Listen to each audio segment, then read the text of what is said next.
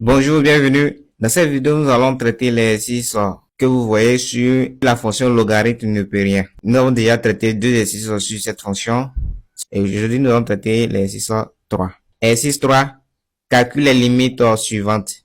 A. Limite lorsque x tend vers 0 par valeur supérieure de x facteur de 2 moins ln de x. B. Limite lorsque x tend vers 0 de x ln de x sur 1 plus x. C. Limite lorsque x tend vers 1 de x ln de x sur x moins 1. D. Limite lorsque x tend vers plus l'infini de x au carré ln de x sur 1 plus x. E. Limite lorsque x tend vers plus l'infini de 3x moins 1 moins ln de x. F. Limite lorsque x tend vers 0 de x est 64 ln de x. Et G. Limite lorsque x tend vers plus l'infini de x ln de 1 plus 3 sur x. Donc, passons à la résolution. Donc, résolution. Calculons les limites suivantes. Nous avons la première limite. Limite lorsque x tend vers 0 par valeur supérieure de x facteur de 2 moins ln de x. Là, la première étape à faire, c'est de développer l'expression que vous voyez. X facteur de 2 moins ln de x. Si on développe, ça fait limite lorsque x tend vers 0 par valeur supérieure de x facteur de 2 moins ln de x est égal à limite lorsque x tend vers 0 par valeur supérieure de 2x, car lorsqu'on fait x fois 2, on obtient 2x, et x fois moins ln de x, on obtient moins x ln de x. Et on peut maintenant déterminer la limite lorsque x tend vers 0 par valeur supérieure de 2x et la limite lorsque x tend vers 0 par valeur supérieure de x ln de x. Et on a limite lorsque x tend vers 0 par valeur supérieure de 2x qui est égal à, lorsqu'on remplace x par 0, ça fait 2 fois 0 qui est égal à 0. Et là, limite lorsque x tend vers 0 par valeur supérieure de x ln de x est égal à 0. Et ça, c'est une limite usuelle. C'est une limite usuelle.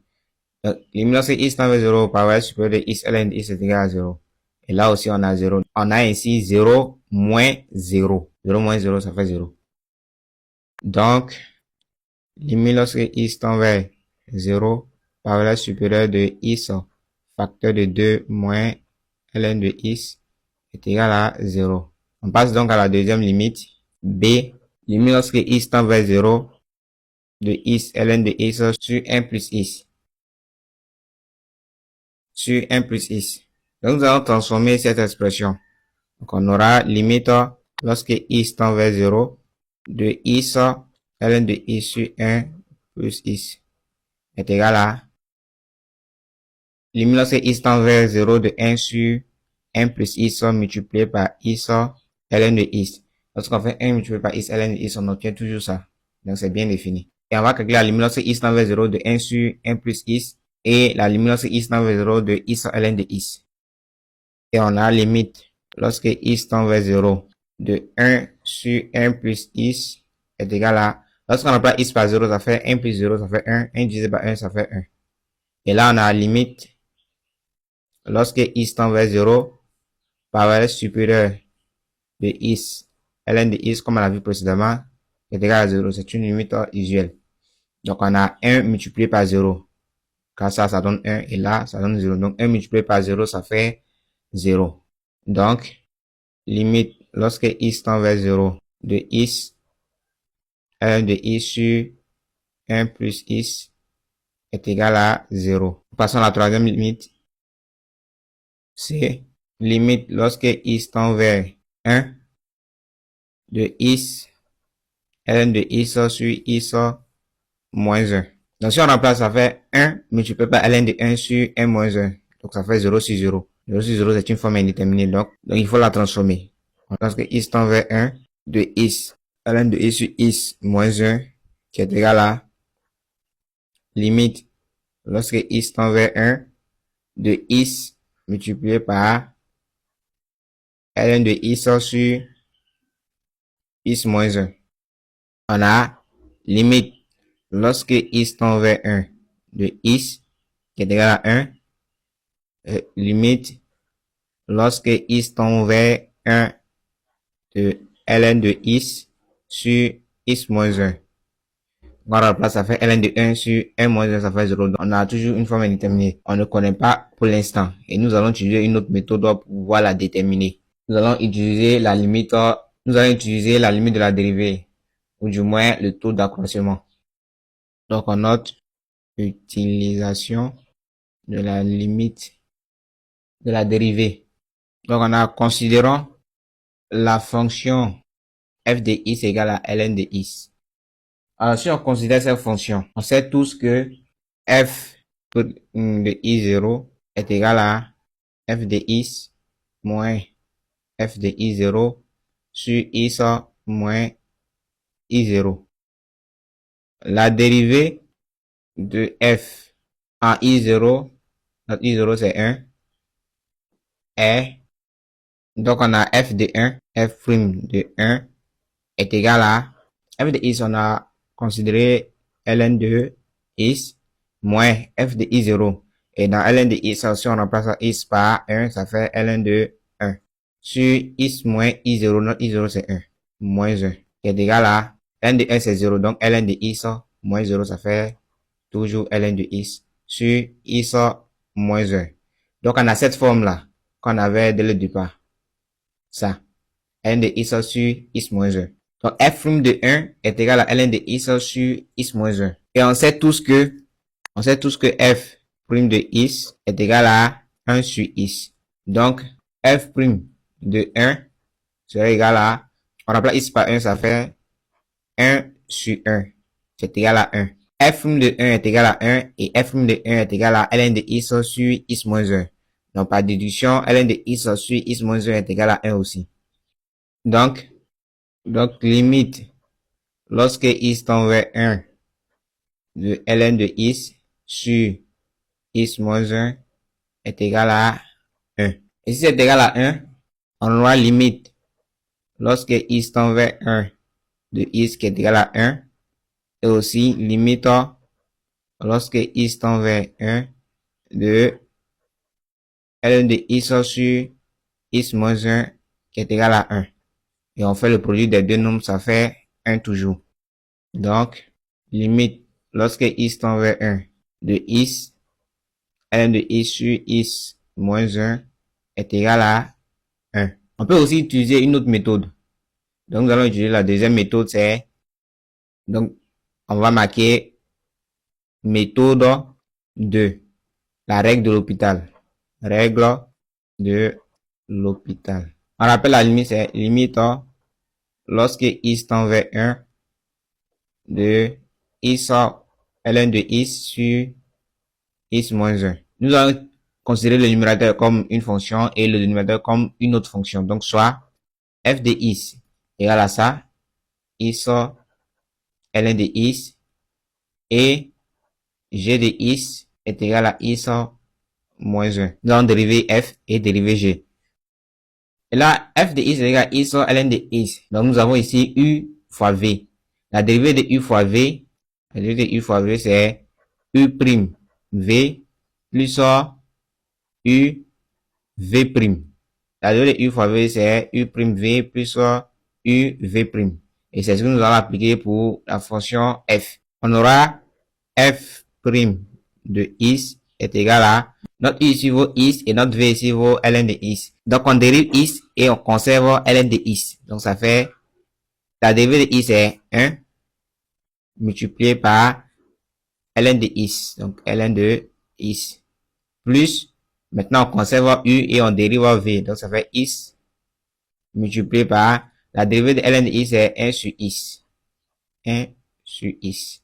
Donc, on aura ln de x plus x fois 1 sur x, ça fait x sur x. X sur x est égal à 1. Donc, on a ln de x plus 1. Ça, c'est pour la fonction f. La fonction g. Donc, g' de x est égal à g est égal à x moins 1. X moins 1. Et lorsqu'on dérive x, on obtient 1. La dérivée de moins 1, c'est 0. Donc, on dira alors que limite, lorsque x tend vers 1 de f de x sur g de x est égal à limite, lorsque x tend vers 1 de f' de x sur g' de x, qui est égal à limite, lorsque x tend vers 1 de f' de x, on a trouvé ln de x plus 1. Et g' de x, on a trouvé 1. Donc, ln de x plus 1 divisé par 1, ça fait ln de x plus 1. Donc, qui est égal là. Et lorsqu'on remplace x par 1, ça fait ln de 1 plus 1. ln de 1, c'est 0. Donc, on a 1. Au final, on a 1. Donc, limite, lorsque x tend vers 1 de f de x sur g de x est égal à 1.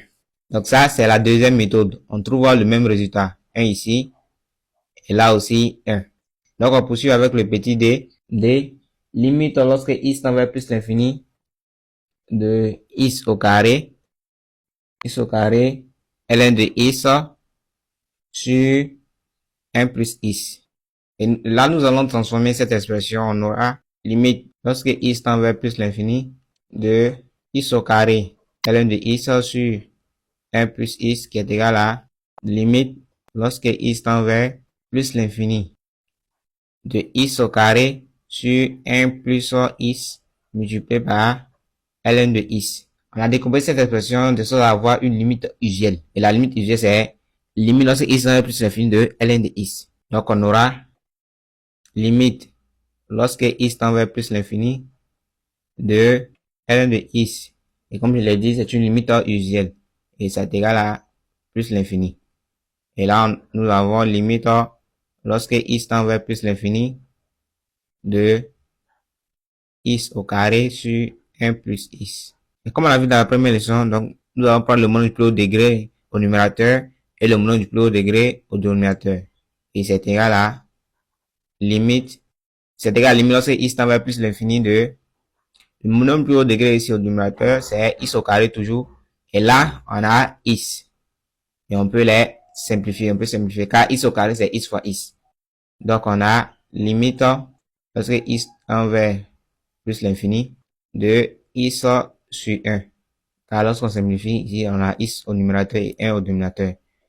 Donc, x sur 1, c'est x. Et la limite de ça, c'est plus l'infini. Donc, on a plus l'infini là et plus l'infini aussi là. Donc, ça fait plus l'infini fois plus l'infini, qui est égal à plus l'infini. Donc, limite lorsque x tend vers de x au carré, ln de x sur x plus 1 est égal à plus l'infini. Nous pouvons aussi utiliser une deuxième méthode. Il y a plusieurs manières de déterminer cette limite. Donc, la deuxième méthode serait de factoriser l'expression du dénominateur. Donc, on aura une méthode 2. Donc, nous allons factoriser cette expression.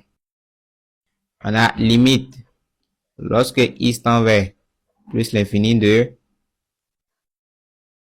x au carré, ln de x sur x plus 1, qui est égal à. Donc, si on factorise cette expression, on aura limite lorsque x tend vers plus l'infini de x au carré, ln de x sur, donc on va factoriser par x, ça fait x facteur de 1 plus 1 sur x. Car lorsqu'on fait x fois 1, on obtient x qui est là. Et x fois 1 sur x, on simplifie les x, on obtient 1 qui est là. Nous allons maintenant simplifier x. Car x au carré, c'est x fois x. Et on simplifie ici, on aura limite lorsque x tend vers plus l'infini de x, ln de x sur 1 plus 1 sur x. Et nous allons déterminer la limite de ces deux-là. On a donc limite lorsque x tend vers plus l'infini. Donc, x ln de x est une limite usuelle. C'est égal à plus l'infini. Et la limite, lorsque x tend vers plus l'infini, de 1 plus 1 sur x, qui est égal à, ici, lorsqu'on remplace x par plus l'infini, ça fait 1 sur plus l'infini. Donc, on a réel sur infini qui est égal à 0. 1 plus 0, ça fait 1. Et on fait le produit des deux nombres, plus l'infini fois 1.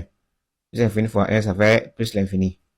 Donc, limite, lorsque x tend vers plus l'infini de x au carré, ln de x sur x plus 1 est égal à...